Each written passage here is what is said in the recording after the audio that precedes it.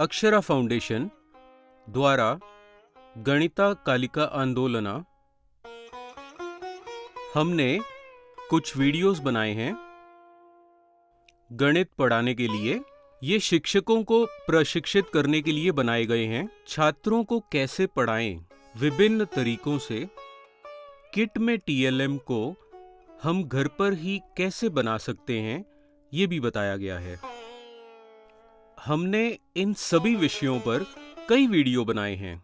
इन video को बनाने में हमारा क्या अनुभव था, हम इसे यहाँ आपके साथ साझा करना चाहते हैं। अक्षरा फाउंडेशन के गणित विभाग के सभी संसाधन व्यक्तियों ने हमें बहुत अच्छा सहयोग दिया है और हर तरह से हमारा साथ दिया है, जिस तरह भी वो दे सकते थे। हम इस वीडियो में अपने काम के आधार पर चर्चा करने जा रहे हैं। सबसे पहले मैं दिव्या जी से कुछ पूछना चाहता हूँ। कृपया हमें अपना अनुभव बताएं। न जाने कितनी बार हम इसे दोहराते हैं। गणित कलिका आंदोलन का उद्देश्य इस विचार को संप्रेषित करना है कि एक शिक्षक को संसाधन व्यक्ति होना चाहिए। हम इसे बार बार पढ़ते हैं और स्पष्ट रूप से समझते हैं, पर एक शिक्षक के रूप में जब हम कक्षा में जाते हैं तो हम देखते हैं कि सभी शिक्षक पुरानी पद्धति पर वापस जाते हैं। एक अमूर्त रूप में हम देखते हैं कि पुरानी पद्धति जारी रहती है। ये उनकी गलती नहीं, क्योंकि हम सभी को उसी तरह से सिखाया गया है, इसलिए उनके लिए उसी रास्ते पे चलना स्वाभाविक है। इसीलिए इसे बदलना एक चुनौती थी और उन्हें ये दिखाना कि पुराने तरीकों को बदल के सिखाना होगा, वो एक चुनौती थी। इसीलिए हम ये वीडियो बनाना चाहते थे। आइए हम एक शिक्षक की भूमिका निभाएं, छात्रों को भी शामिल करें और उनके साथ गतिविधियां करें। हम कैसे भाग लेते हैं? एक शिक्षक के रूप में मुझे सिर्फ शिक्षण पर नहीं जाना है। मैं सबक सिखाऊंगी, तुम गणित करो, ये काम नहीं करेगा। एक संबल के रूप में, एक सूत्रधार के रूप में उन्हें शामिल करना, उन्हें खेलने का मौका देना, बच्चों को उसमें शामिल करना। हम किस तरह से सिखा सकते हैं? गणित विषय को किस तरह से सिखाए ताकि वो आत्मसात कर सके। हमने इस उद्देश्य से ये वीडियो बनाए हैं। बच्चों ने भी हमारा साथ बहुत अच्छे निभाया, इससे हमें बहुत खुशी मिली। हम दर्शकों से अनुरोध करते हैं कि वो इसे देखें, इसे समझें और हमें उम्मीद है कि आप इसे लागू करें। हमने ट्रेनिंग में बहुत सारी बातें कही हैं। आपको एक सूत्रधार के रूप में काम करना चाहिए, लेकिन जब हम एक सूत्रधार के रूप में काम करते हैं तो हमें ये भी समझना चाहिए कि एक वर्ग का प्रबंधन करना कितना मुश्किल है। हम इसे जानते हैं, लेकिन इसे वीडियो में कैसे लागू किया जाए और इसे कैसे कैप्चर किया जाए, ये इस वीडियो का उद्देश्य था। एक वर्ग में एक किट हो सकती है, यानी एक स्कूल के लिए, एक कक्षा के लिए एक किट दी गई है। हम उस एकल किट का उपयोग कैसे कर सकते हैं, यहाँ तक कि अगर कुछ टीएलएम किट में नहीं है तो हम इसे कैसे बना सकते हैं, ये सब वीडियो में दिखाया गया है। इसके अलावा हमने क्या किया है, एक अवधारणा को सिखाने में कई दिन लग जाते हैं। एक अवधारणा, मान लें जोड़, ये संभव नहीं है कि सारा जोड़ हम एक ही दिन में सिखा पाएं। इसमें लगभग 5 से 6 दिन लग सकते हैं। यहाँ तक कि हमने प्रत्येक घंटे में छोटे विषयों को संभाला है, जैसा कि उन्हें कहा जाता है। हमने इसे सिखाया और प्रदर्शित किया है। ये कुछ ऐसा नहीं है कि जो एक दिन में या एक ही घंटे में किया जा सकता है। इसके लिए लगभग 5 या 6 घंटे चाहिए। उस नोट पर मैं आपसे क्षेत्र और संसाधन विभाग से अपने अनुभव साझा करने का अनुरोध करता हूँ। कृपया हमें बताएं। सीखना केवल कक्षा में सीखने तक सीमित नहीं है। अगर शिक्षकों को पढ़ना है तो उन्हें पहले से काफी तैयारी करनी होगी। इसलिए इन वीडियो को शूट करने से पहले हमने कुछ समय बिताया कि कैसे गणित किट को सिखाने के लिए इस्तेमाल किया जा सकता है। हम एक सरकारी स्कूल का वातावरण कैसे बना सकते हैं, क्योंकि सरकारी स्कूलों में कई आकर्षक चार्ट, रंगीन शिक्षण सहायक उपकरण और अन्य शिक्षण हैं और सीखने की सामग्री। मैथ्स किट के साथ वे कैसे अपनी टीएलएम बना सकते हैं और इन दोनों का उपयोग करके सबसे अच्छा सीखने का अनुभव प्रदान कर सकते हैं। और आप क्या कहना चाहेंगी मैम? आप मुझे बताएं मैम, क्या आप अपने द्वारा देखे गई वीडियो के बारे में अपना अनुभव साझा कर सकते हैं? सबसे महत्वपूर्ण बात मैथ्स में फेस वैल्यू और प्लेस वैल्यू है। यह एक अवधारणा है, स्थानमान और अंकित मूल्य। मैंने जो महसूस किया वह मेरी प्रतिक्रिया है। यह वही है जो मैंने देखा। एक सूत्रधार के रूप में सबसे महत्वपूर्ण पहलू उनका अंकित मूल्य है। जब वे दृष्टिकोण करते हैं तो बच्चों के सामने खड़े होकर जब आप पाठ शुरू करते हो तो मुस्कुराते हुए चेहरे को रखना महत्वपूर्ण है। मैं इसे शिक्षकों में स्थापित करना चाहूंगी क्योंकि यह सबसे महत्वपूर्ण पहलू है। इस प्रकार अंकित मूल्य बहुत महत्वपूर्ण है। स्थानमान क्या है? जब शिक्षक उस स्थिति में खड़ा है तो किसी शिक्षक को दिए गए पद का उपयोग कैसे किया जाए, ये महत्वपूर्ण है क्योंकि ये ध्यान देने की आवश्यकता है जब आप बच्चों के साथ हो। शिक्षक एक सुविधा के रूप में चलता है, मुझे आज के लिए अपने हिस्से को पूरा करने दो। वो इस भावना के बिना स्थिति का उपयोग कैसे करता है या करती है। मैंने इसे इन सत्रों के दौरान महसूस किया। एक और महत्वपूर्ण विशेषता समूहीकरण है। वे एक समूह गतिविधि में थे और मुझे सिर्फ बच्चों का समूह बनाना पसंद था। मुझे लगा कि मैं उनके बीच एक छात्र की तरह हूँ। मुझे लगा कि मैं इस सत्रों के दौरान बहुत कुछ सीख रही हूँ। समूह सीखने की प्रक्रिया के दौरान क्या हो रहा था?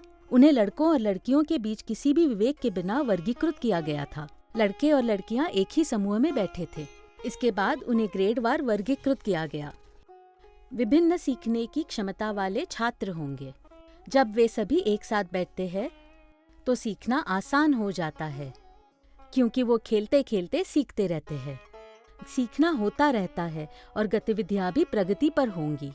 अगर हमें उन्हें बैठाना है तो आप सभी जानते हैं कि बच्चे कैसे हैं। वे कभी एक जगह नहीं बैठते। हम इसे गतिविधियों के माध्यम से ही प्राप्त कर सकते हैं। एक बार जब वे बैठ गए तो समूह बनाना बहुत अच्छा था। सबको मौका मिला।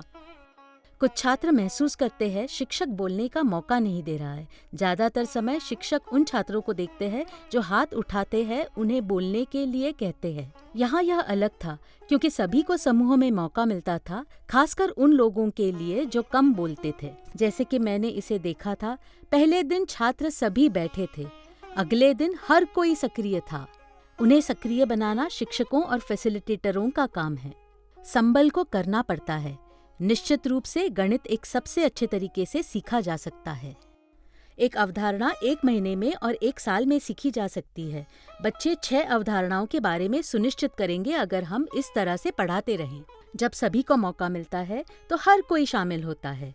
एक और बिंदु है, जब वे कुछ कहते हैं, जब वे अपना हाथ बढ़ाते हैं और कुछ कहते हैं तो हमें इसे सुनना होगा। हमें सुनना और जवाब देना होगा। हमें जवाब देना होगा और उनकी उपेक्षा नहीं करनी होगी। जब हम जवाब देते हैं तो बच्चा मान्यता प्राप्त महसूस करता है।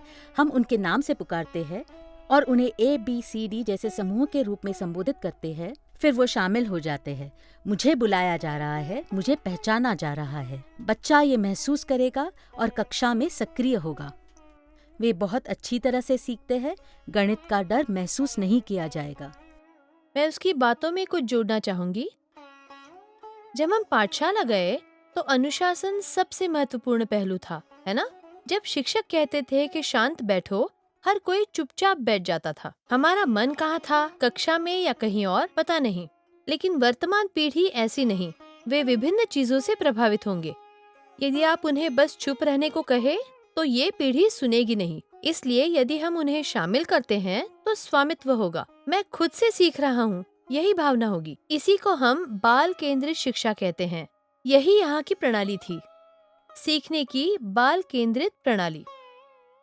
और फिर क्या होता है कि हमारे जैसे लोग जो हमेशा शिक्षक रहे हैं, क्या होता है, कक्षा में बहुत शोर होता है।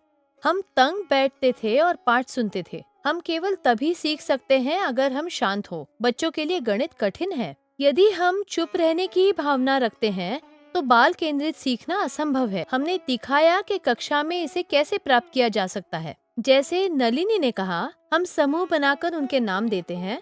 तो जब मैं कहती हूँ कि हर समूह के सभी A यहाँ आ जाओ, जब मैं बुलाती हूँ तो सब खुश हो जाते हैं क्योंकि सबको मौका मिला। जितना ज्यादा शामिल हो उतना ही सीख पाते हैं। बच्चों को नहीं पता कि उनका नाम कब बुलाया जाएगा, A को कब बुलाया जाएगा या B को कब बुलाया जाएगा, ये उन्हें नहीं पता। ये बहुत महत्वपूर्ण चीज है। एक और महत्वपूर्ण बात है कि हम कहे कि बच्चा नहीं सीख रहा है, उसे शायद कुछ पता न हो। जैसे कि मैंने देखा, उन्हें जोड़ना सिखाया जा रहा था। सूत्रधार। कई कोशिशों के बाद भी बच्चा नहीं समझ पाया, लेकिन शिक्षक ने हार नहीं मानी जब तक बच्चा समझे नहीं। उन्होंने उस बच्चे को पढ़ाने के लिए विभिन्न तरीकों का इस्तेमाल किया और एक समूह में अन्य छात्रों को पढ़ाने के लिए कहा गया। अब उसे सिखाओ, तुम्हें तब तक हार नहीं माननी चाहिए जब तक वो समझता नहीं। मुझे बहुत अच्छा लगा, जब तक वो नहीं सीखता तब तक हमें हार नहीं माननी चाहिए। कोई बच्चा मंदबुद्धि नहीं होता, निश्चित नहीं। यदि हम उन्हें बार बार पढ़ाते हैं तो वो निश्चित रूप से परीक्षा पास करेंगे।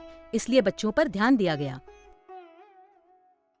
यदि सभी शिक्षक इन वीडियो को देखते हैं और जो सुझाव दिया उसका अभ्यास करते हैं, और यदि इसे सीखने के रूप में लिया जाता है, तो गणित किसी भी बच्चे के लिए कठिन नहीं होगा।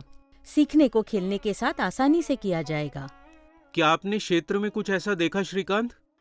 शुरुआत करने के लिए गणित कलिका आंदोलना के पहले कुछ दिनों के दौरान, प्रशिक्षण के दौरान ये मुश्किल पाया गया, क्योंकि ये पद्धति अधिकांश शिक्षकों के लिए नई थी।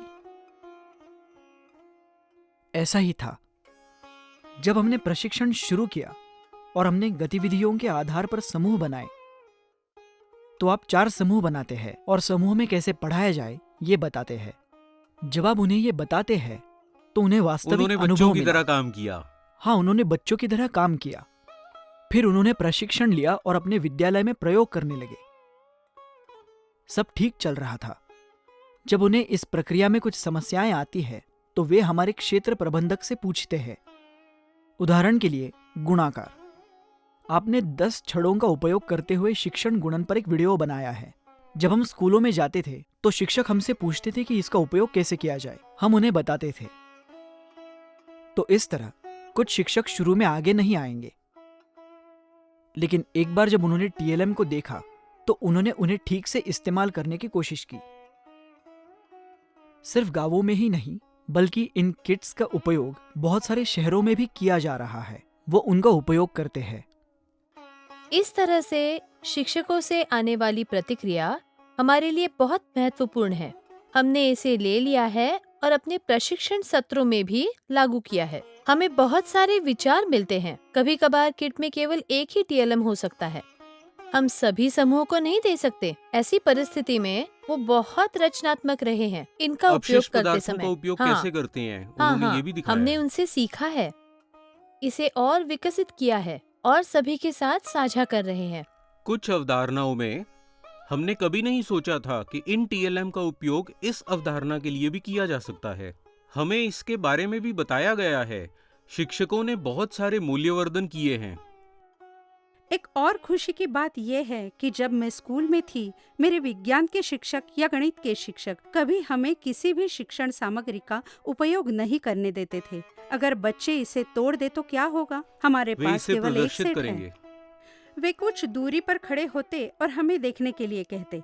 लेकिन इन वीडियो में हम दिखाते हैं कि हम बच्चों को टीएलएम कैसे दे सकते हैं और वे इसे कैसे अनुभव कर सकते हैं और कैसे वे अपने सीखने को आगे बढ़ा सकते हैं।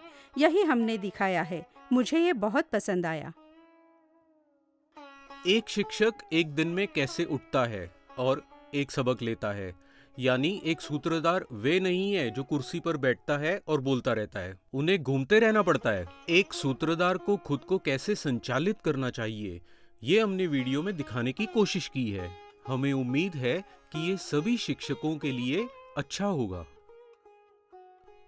मैं यहाँ कुछ जोड़ना चाहूंगी। हम शिक्षक के रूप में बहुत ऊंचाई पर है और बच्चे वहाँ नीचे बैठे होंगे। हम बोर्ड पर लिखते हैं और कहते हैं वो प्रश्न सुलझाओ, तो ये एक दूरी बनाएगा। यदि हम उनके स्तर पर जितना संभव हो बैठे और उनसे बात करें, तो इससे आत्मीयता पैदा होती है। सर मेरे पास आए और मुझसे बात की। उन्होंने मुझे समझाया। जब हम उनके पास जाते हैं, हमारी आवाज थोड़ी नरम हो जाती है। इससे उन्हें बेहतर सीखने में मदद मिलेगी, क्योंकि इसका मतलब प्रोत्साहन है। हमने ऐसे विवरण को अपने वीडियो में दिखाने की कोशिश की है। हम कह सकते हैं कि शिक्षकों के लिए भी उपयोगी होगा। मैं कुछ जोड़ना चाहूंगी। ये आसान है। आप सभी ने गणित सीखा है।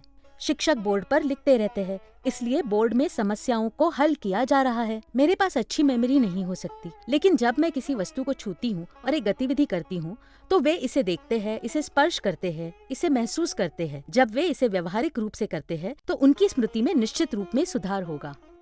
जब हम देखते हैं और कुछ छूते हैं तो क्या होता है? हम सीखते रहते हैं। TLM को जल्दी से नजरबंद किया जा सकता है। गणित आसान होगा, बहुत आसान। शिक्षक हमें कुछ और बताते हैं। एक बार जब वो जानते हैं कि TLM का उपयोग कैसे करना है, तो वे खुद के समूह बनाएंगे और स्वयं सीखेंगे। वे इसे अपने दम पर करने की कोशिश करते हैं। शिक्षक हमें बता रहे हैं, वो बहुत रुचिकर है। आपने जो किट बनाई है, आपने दिखाया है कि अपने आप से कैसे करें। कुछ शिक्षकों ने किया है। यदि हम उन्हें थोड़ा मार्गदर्शन करते हैं तो वे अपने दम पर अलग अलग TLM बनाएंगे। ये बहुत अच्छा है। यानी जब हमने कुछ शिक्षकों से पूछा तो हमें उनकी राय व्हाट्सएप पर उनकी प्रतिक्रिया मिली। एक शिक्षक ने कहा, आपने कक्षा में सब कुछ बहुत अच्छा किया है, लेकिन हम बच्चों में वो उल्लास कैसे पैदा करें? आप बच्चों को जिज्ञासु कैसे बनाते हैं? इसे दिखाना कैसे संभव है? आप जो भी कहते हैं वे प्रशिक्षण कार्यक्रम की तरह हैं। ये हम शिक्षकों तक पहुंचता है, ठीक है, लेकिन शिक्षकों को बच्चों में जिज्ञासा कैसे पैदा करनी चाहिए? कृपया मुझे बताएं। हमें लगता है कि ये वीडियो उनकी बहुत मदद करेंगे। मैं सभी संबंधितों को सफलता की कामना करता हूँ। मैं सबके लिए बहुत अच्छा चाहता हूँ। जब हम स्कूल में इन किट्स का उपयोग करते हैं तो समुदाय के लोग, जो कि माता पिता है, ग्राम पंचायत के अध्यक्ष है, ये लोग आते हैं और इस किट को देखते हैं। उन्होंने किट के बारे में भी अच्छी बातें कही हैं। बच्चे घर वापस जाते हैं और बताते हैं कि उन्होंने ऐसे किट का इस्तेमाल किया है, क्योंकि सभी को किट में से कुछ न कुछ इस्तेमाल करने का अवसर मिलता है। सामान्य कक्षा में उत्साही छात्र आगे आते हैं और गतिविधि को पूरा करेंगे और सीखेंगे, लेकिन यहाँ हर कोई एक साथ बैठता है और करता है। यह भी घर पर बताया गया है। हमें एक किट दी गई गणित कलिका आंदोलन की। जब वे ऐसा करते हैं तो माता पिता स्कूल आते हैं और इस पर एक नजर डालते हैं। शिक्षक भी खुश होते हैं। तो जो वीडियो हमने बनाया है, ये शिक्षकों को प्रशिक्षित करने के लिए हो सकता है। स्वयं करें। TLMs जो आप बना सकते हैं, और कक्षा प्रबंधन, कक्षा के अंदर हम TLM का उपयोग करके कैसे पढ़ा सकते हैं। एंगेज, एक्सप्लोर के माध्यम से 5E का उपयोग करके हमने उन सभी को एक जीवंत उदाहरण के साथ रखा है। ये सभी बातें हमारे सभी शिक्षकों के लिए उपयोगी होंगी, ये हमारा मानना है। धन्यवाद।